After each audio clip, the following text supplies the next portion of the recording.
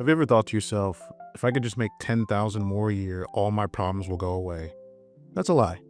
And most people stay broke chasing this lie. But in this video, I'll show you why money won't save you and what will.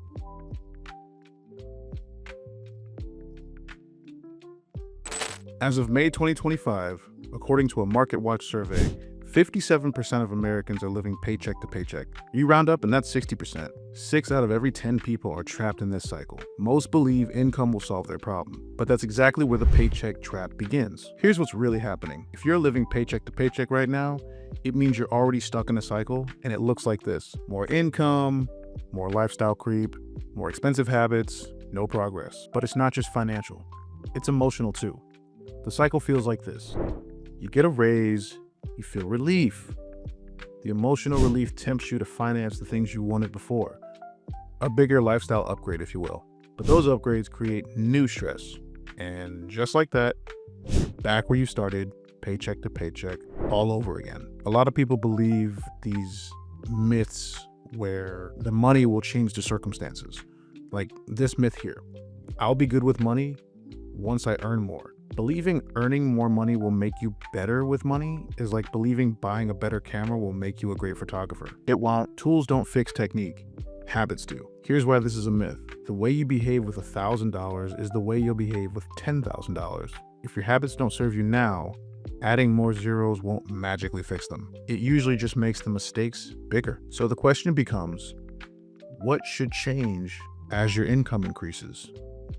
What you focus on. If you have a simple budgeting system, you'll know where your money's going before you ever spend it. Here's an example. Every month, you know you have to pay for things like internet, electricity, and water. The amounts may vary a little bit month to month, but not a whole lot.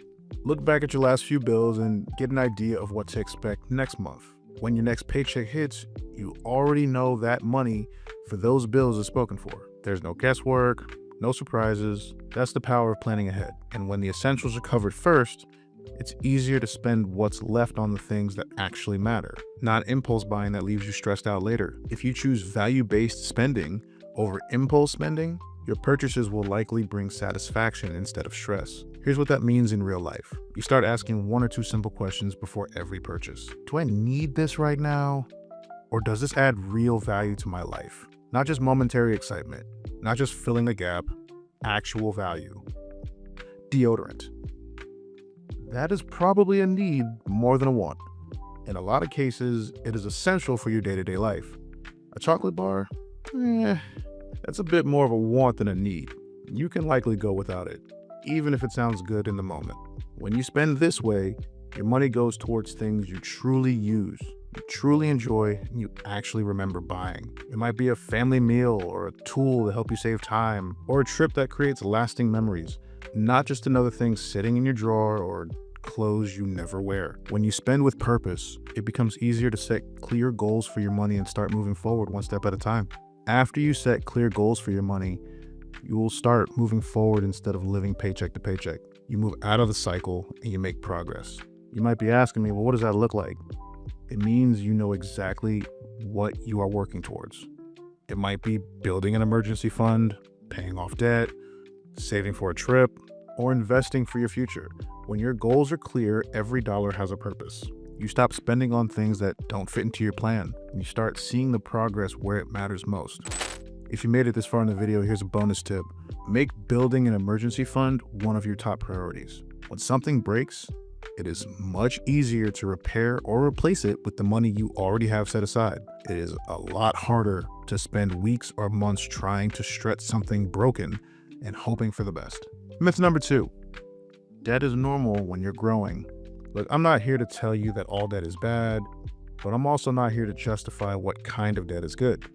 The truth is, good debt is a myth. Car loans, credit cards, monthly payments on everything, it might feel manageable in the moment because the cost is broken down, but in the long run, you always paid more because of the interest. That's the middle class debt trap. If you save up and you buy the thing outright, there's no stress about making the payments afterwards. You're done. I'll give you an example. I took an international trip with a few friends. We flew first class, we stayed at a resort right on the beach, and even had a swim-up bar. It was a great time, but a few months later, One of my friends told me that they were still paying off that trip. Huh? I was confused. We were gone for a weekend, and you're still paying for this trip 4 months later? I was able to come home and return to my normal life. They were back home too, but they're trying to figure out how to get more overtime just to pay off a weekend. That's what happens when you start paying for a life you can't actually afford. It looks good in the moment, but the cost follows you long after that moment is over. I want to invite you to implement the principle of cash over credit. If you can't buy it now, it's most likely not the time to buy.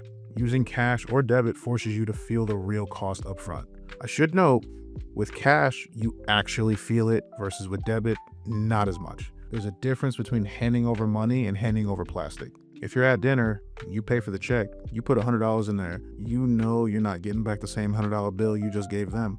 With your debit card, on the other hand, or your phone, you're going to get that thing back. There's no friction, no feeling internally. And the kicker is the companies who have designed these things know this. Believe me when I tell you, these companies are very aware. Everyone from Amazon to Visa, they all want you to spend with as little hesitation or friction as possible. The truth is, there ain't no hiding from the numbers. There is no illusion. Once you see those numbers and that clarity hits, that will stop you from digging deeper into debt. As your income grows, so will the temptation to upgrade everything: your car, your apartment, your lifestyle. But if you use debt to upgrade, you're not going to build wealth. You're just creating a bigger monthly bill. This is just me, but I would avoid debt upgrades altogether. Even when you feel like you can't afford the payments, that's how people end up broke, even making six figures. So now let's talk about the psychology of the paycheck trap, because this ain't just about dollars. Stick with me here. You get that raise, and now your idea of a normal life raises too. There may be this new pressure to keep up with everybody else. You may have even said to yourself, I work hard, I deserve it. And before you know it, your spending has caught up to your income. You're making more, but you don't feel any wealthier. That's because the trap is emotional, it's not logical. Marketers and lenders know this. They will target your emotions, not your math. They sell you the lifestyle, the status, the comfort. FOMO. That's very real. My mom taught me this when I was a kid. She used to say, you can't make everything in life. And she was right. The fear of missing out is really just the anxiety of being left out. If you are not careful, that anxiety will push you to spend money just to feel included, even when you don't need to. When people buy things they don't need, it is often a way of tying their income level to their identity. It feels like spending, but it's about proving something. I think the only thing you need to prove is that you are good with handling your finances, and you prove that to yourself, because your net worth is not your paycheck. Lifestyle flexibility, that's real power. Here are what I believe to be practical steps to escape the paycheck trap. Tithe. God multiplies seed for sowing. Our income is not our money. It belongs to God. We are just a bridge for the blessing. When you give first, you put your trust into Him, not in your paycheck. Lock your lifestyle. Just because your income grows, it does not mean your spending should too. Lock in a lifestyle that works and stick to it. Build a budget, follow your routine, and don't act brand new just because the money got better. Kill lifestyle debt. You need a car, but you don't need car payments. Look for a used, reliable car on a marketplace from a private seller. No dealership upsells, no monthly payments, one and done. Set non-material attainable goals. If your goal is financial security, define what that actually looks like. For some, it means upskilling. For others, it might mean changing jobs altogether. Here's a bonus tip. Changing jobs is one of the fastest ways to get a raise. In many cases, the next company will pay you more just to walk through the door than your current job will after a full year. Build a personal wealth gap. If your take-home pay is $4,000 a month and your expenses are $3,800, that means your wealth gap is only $200. The goal is to grow that gap. Spend less on the things that don't matter and start using your money as a tool. Here's an idea. Open a Roth IRA and start contributing. It's money you'll get back later with almost no extra effort today. Create automatic saving and investing flows. Set up auto transfers that move money to savings or a Roth IRA every time you get paid. Start small. Let the system build for you in the background without effort or temptation. The paycheck trap is not just about money, it's about mindset. More income will not save you if your habits and your thinking stay the same. But when you choose stewardship over spending, when you lock your lifestyle, when you focus on goals that actually matter to you, you break free from that cycle. You stop living for your next paycheck and start building a life of freedom. But now I want to hear from you. What is one habit you know you need to change? Drop it in the comments. Your answer might encourage someone else to take that exact same step. We'll see you in the next one.